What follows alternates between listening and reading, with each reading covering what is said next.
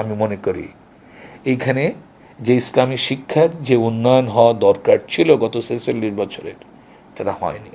প্রথম দিনই আমি বলেছিলাম যে ইসলামী বিশ্ববিদ্যালয়ের যে লক্ষ্য উদ্দেশ্য, ইসলামী শিক্ষার সাথে আধুনিক শিক্ষার সমন্বয় সাধন করা। এই জন্যে আধুনিক শিক্ষা, ইসলামী শিক্ষা, তোমরা এখানে জানো একটি মাত্র ফ্যাকাল্টিতেই ইসলামী শিক্ষা হয়। তো এবং সেই ফ্যাকাল্টিতে এ পর্যন্ত মাত্র 3টি ডিপার্টমেন্ট আছে, 3টি ডিপার্টমেন্ট আছে, এবং 3টি ডিপার্টমেন্টের নাম কিন্তু একই ধরনের, তাই না?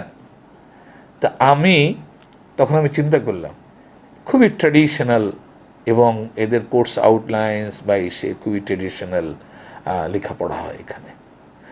এবং আমি কুয়ালালামপুর ইস্তাম্বুলে একটা কনফারেন্সে, যে ইসলাম ইউনিভার্সিটির, আলজেরিয়া ইসলাম ইউনিভার্সিটির প্রফেসররা, তাদের সাথে আমি কথা বলেছি ভাইচাঁদ ঢাকা বিশ্ববিদ্যালয়ে থাকাকালীন।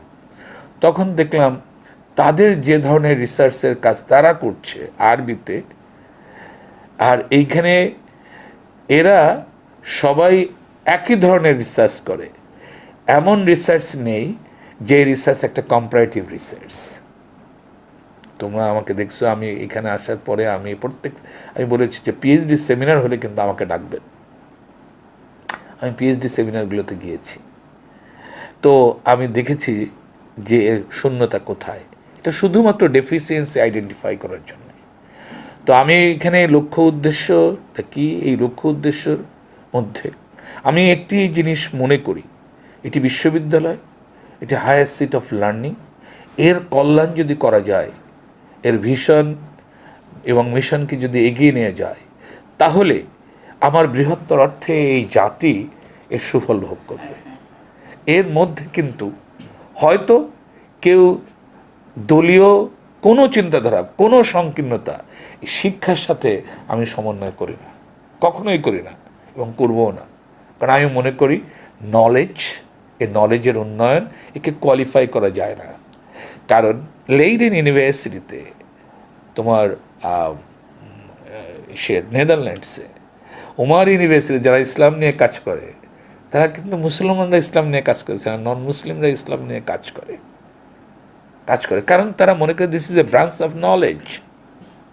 সেই দৃষ্টিভঙ্গিতে আমি মনে করি এইখানে যে ইসলামী শিক্ষার যে উন্নয়ন হওয়া দরকার ছিল গত ৪৬ বছরের, সেটা হয়নি। 3টি মাত্র ডিপার্টমেন্ট, নেই কোনো ইনস্টিটিউশন, নেই কোনো আলাদা রিসার্চের, ইনস্টিটিউশনাল রিসার্চের কোনো ব্যবস্থা নেই। শুধুমাত্র department wise, faculty wise journal বের করে, তাও কি হবে, লেখা বলে আসে না জার্নালে। হ্যাঁ, এখানে শিক্ষকরা খালি বই লিখে।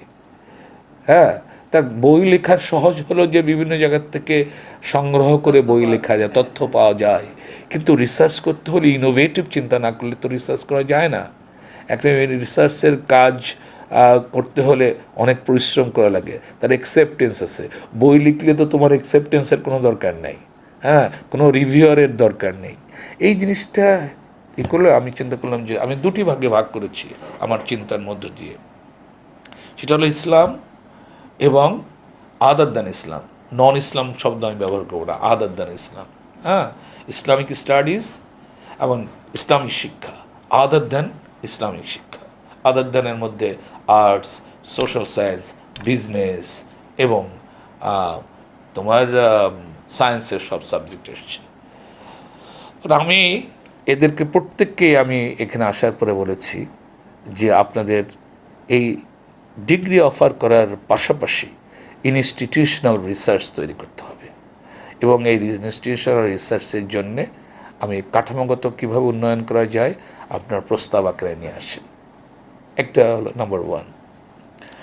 আরেকটা জিনিস হলো যে সেন্টার ফর এক্সিলেন্স, যেটা এই সেন্টার ফর এক্সিলেন্সের জন্য একটা ইসলামিক, আমরা দেখি অন্য অন্য জায়গায় centre for excellence arts and social science Dhaka বিশ্ববিদ্যালয়তে আছে, সেন্টার ফর এক্সিলেন্স তোমার সায়েন্সের জন্য আছে, যেটা তোমার ঢাকা বিশ্ববিদ্যালয়ের কার্জন হলের এই পাশে যে তোমার ধরো কার্জন হলের এই পাশে যে ইসের ঢাকা ইউনিভার্সিটির স্টেডিয়ামের মাঠের জাস্ট অপোজিটে সায়েন্সের লাইব্রেরি, এখানে সেন্টার ফর এক্সিলেন্স আছে। আমার এখানে হলো যে আমি ইসলামিক রিসার্চের জন্য সমন্বিতভাবে একটা centre for excellence of Islamic legal research গেল একটা এই এইখানে।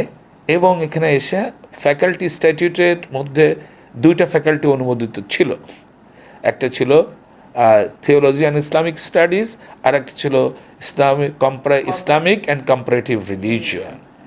আমি আসার পরে ইসলামিক এবং কম্পারেটিভ রিলিজিয়ন এটাই করেছি।